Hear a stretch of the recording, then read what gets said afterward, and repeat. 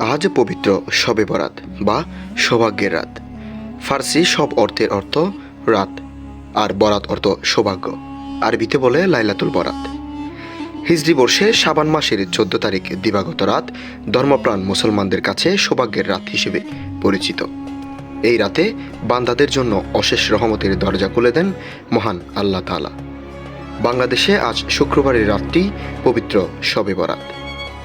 মহিমান্বিত এই রাতে ধর্মপ্রাণ মুসলমানরা পরম করুণাময় মহান আল্লাহর অনুগ্রহ লাভের আশায় নফল নামাজ, পবিত্র কোরআন তিলাওয়াত ও জিকিরে মগ্ন থাকেন।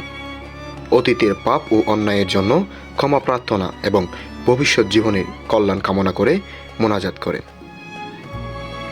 পবিত্র শবে বরাতকে কেন্দ্র করে অনেকের বাড়িতে হালুয়া রুটি সহ উপাদেয় খাবার তৈরি করা হয় এবং তা আত্মীয় স্বজন, প্রতিবেশী ও গরিব দুঃখীদের মধ্যে বিতরণ করা হয়।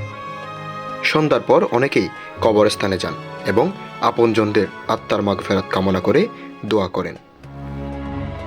পবিত্র শবে বরাত উপলক্ষে ইসলামিক ফাউন্ডেশনের উদ্যোগে বাইতুল মুকাররম জাতীয় মসজিদে আজ সন্ধ্যা থেকে গভীর রাত পর্যন্ত ওয়াজ, দোয়া মাহফিল, পবিত্র কোরআন তিলাওয়াত, হামদ, নাচসহ বিভিন্ন অনুষ্ঠানের আয়োজন করা হয়েছে। পবিত্র শবে বরাত মুসলমানদের কাছে মাহে রমজানের আগমনী বার্তাও নিয়ে আসে।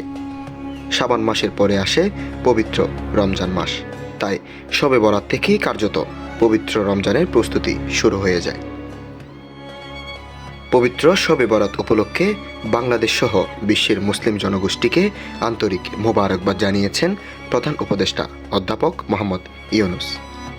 এক বাণীতে তিনি বলেন, আসুন সকল প্রকার অন্যায়, অনাচার, হানাহানি ও কুসংস্কার পরিহার করে আমরা শান্তি ধর্ম ইসলামের চেতনাকে ব্যক্তি, সমাজ ও জাতীয় জীবনের সকল স্তরে প্রতিষ্ঠা করি।